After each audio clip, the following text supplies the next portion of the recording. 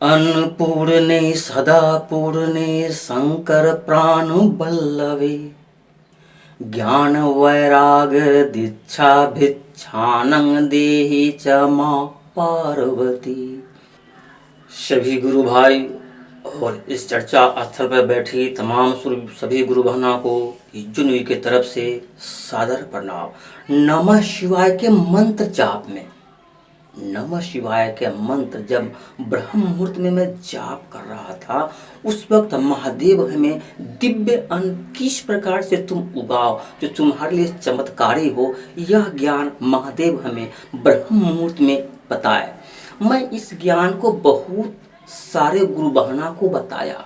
जो इस प्रकार महादेव नमः शिवाय के मंत्र जाप में हमें ज्ञान दिए हैं, जो दिव्य अन्न तुम किस प्रकार से उपजाओगे जो तुम्हारे लिए चमत्कारी हो।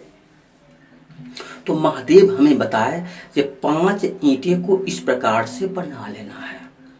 इस प्रकार से बना लेने के बाद, पचभुज बना लेने के बाद उसमें किसी खेत से जोता हुआ खेत से मिट्टी लाकर उसमें डाल देना है, उस ईंटे के बराबर।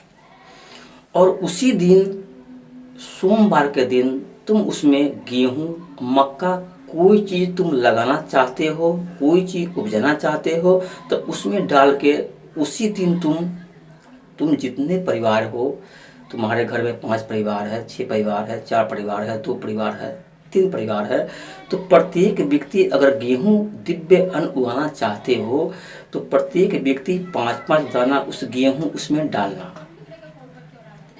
और उसी के संध्या से प्रत्येक रोज शाम को 5 से 6 बजे के बीच में दीपक जलाना। जितने आदमी उसमें बीज लगाएंगे, दिव्य अन्न उगाएंगे, प्रत्येक व्यक्ति को 5 से 6 बजे के बीच में दीपक जलाना है, मतलब संध्या के समय।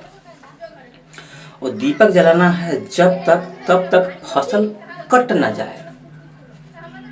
जब फसल गेहूं तुम्हारा पक जाता है, पक जाने के बाद अच्छी से मिट्टी को, ज़मीन को लीप लेने के बाद, उस अन्न को उस ज़मीन पे झाड़ लेने के बाद वह अन्न तुम्हारा दिव्य अन्न हो जाएगा। और तुम जितने परिवार उसमें साथे लगाए है दिव्य अन्न उगाए है साथे इकट्ठा मिलकर, और प्रति रोज सभी लोगों ने दीपक जलाया है, तो जो उसमें से अन्न उपजेगा, जो उसमें बाली फरेगा, जो उसमें दाना पकेगा, उसको तुम झाड़ लेना।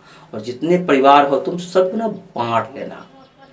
और उस अन्न से उसकी चमत्कारिक शक्ति देखना है, उसकी अलौकिक शक्ति देखना है, उसके पारलौकिक शक्ति देखना है, तो तुम उस अन्न को कोई शुभ कार्य में लेके जा रहे हो तो उस अन्न को अपने पास रख लो और जाओ, तुम्हारा कार्य मंगलमय होगा।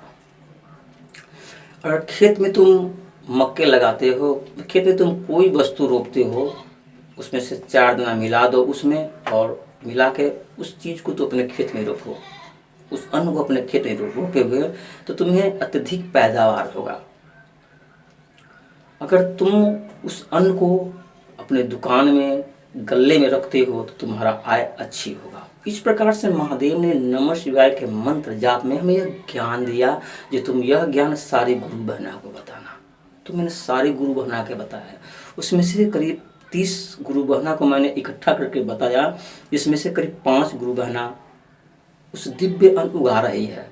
और मैं जो दिव्य अन्न उगाया वह आपको ये दिखा रहा हूँ। मैंने इस प्रकार से दिव्य अन्न उगाया, और यह मेरा दिव्य गेहूं का फसल अभी इतना हो गया हुआ है। इस प्रकार से बाली आप देख रहे हैं, इस प्रकार से गेहूं की बाली हो चुका है। अभी अब कुछ दिन में पकेगा, कटेगा, फिर मैं इसे झाड़ूंगा, फिर इसकी चमत्कारी शक्तियाँ लोगों को दिखाऊंगा।